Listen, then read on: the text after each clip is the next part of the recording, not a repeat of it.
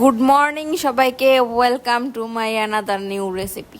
সকালবেলা যদি গরম ভাতে ভর্তা হয় তাইলে তো বেশ জমেই যায়, তাই না? প্রতিদিনের তো আলু ভর্তা সবাই খায়, মানে সব সময় খাওয়া হয়, মাঝে মধ্যে একটু অন্যটাও ট্রাই করতে হয়। তাই আজকে অন্য ভর্তা বাদ দিয়ে একটু রসুনের ভর্তা বানালাম।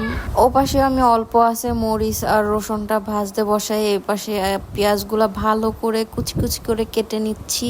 পেঁয়াজটা আপনারা একসাথে ভেজেও নিতে পারেন, যারা কাঁচা পেঁয়াজ ভালো খান, মানে ভালো লাগে, তারা কাঁচাই দিবেন, কারণ কাঁচা টেস্ট অন্যরকম। রসুনের ভর্তায় সব সময় কাঁচা পেঁয়াজটাই ভালো লাগে, কারণ ভাজা পেঁয়াজটা দিলে ওরকম ভালো লাগে না। এক এক খাবার খেতে খেতে যদি লুচিতে সমস্যা হয় তাহলে মাঝে মধ্যে ঝাল ঝাল ভর্তা ট্রাই করবেন। এত সময় যার ভয়েস শুনলেন, তার ভয়েস আপনাদের কেমন লাগছে অবশ্যই জানাবেন। তার ভয়েস যদি ভালো লাগে অবশ্যই জানাবেন, তাহলে নেক্সট ডে আরো ভয়েস দিব তার। যাই হোক, রোজ সকালে এরকম ঝাল ঝাল ভর্তা যদি হয় তাহলে এক প্লেটের জায়গায় 2 প্লেট ভাত খাওয়া যায়। আবার নেক্সট কোনো রেসিপি নিয়ে হাজির হব। আজকের ভিডিওটা এই পর্যন্তই। সবার কেমন লাগলো ভর্তা? অবশ্যই ভর্তাটা সবাই পারে।